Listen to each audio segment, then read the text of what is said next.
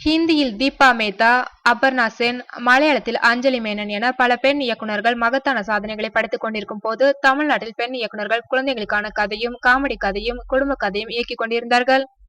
பெண் இயக்குனரின் படம் என்றால் இப்படித்தான் இருக்கும் என்ற ஒரு குறியீட்டை உருவாக்கியிருந்தார்கள். இதனால் பெண் இயக்குனர்களின் படங்களுக்கு பெரிதாக வியாபார பலம் இங்கு இல்லாததால் திறமையான பெண் இயக்குனர்களின் படங்களை தயாரிக்க யாரும் முன் வருவதில்லை. ஆனால் சமீப காலமாக இந்த நிலையில் மாற்றம் ஏற்பட்டுள்ளது. தங்களது பழைய பார்முலாக்களை உடைத்தெறிந்து புதிய பாதையில் பயணம் செய்ய ஆரம்பித்திருக்கின்றனர். சமூகத்தின் பல்வேறு களங்களில் நின்று படங்களை தர தொடங்கியுள்ளனர்.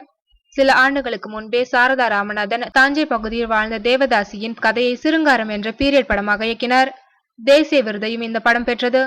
தற்போது புதிய திருப்பங்கள் படத்தை இயக்கி வருகின்றார். துரோகி என்ற படத்தை இயக்கிய சுதா தற்போது மாதவன் நடிக்கும் இறுதிச் சுற்று படத்தை இயக்கியுள்ளார்.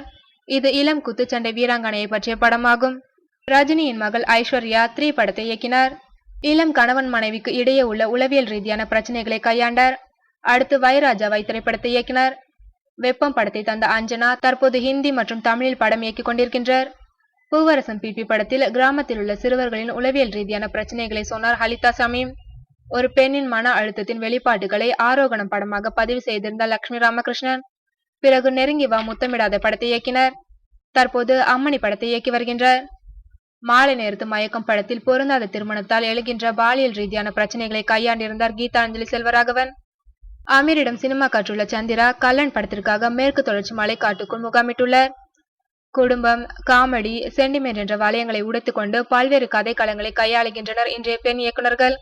இது ஆரோக்கியமான விஷயம் என்கிறார்கள் சில தயாரிப்பாளர்கள்.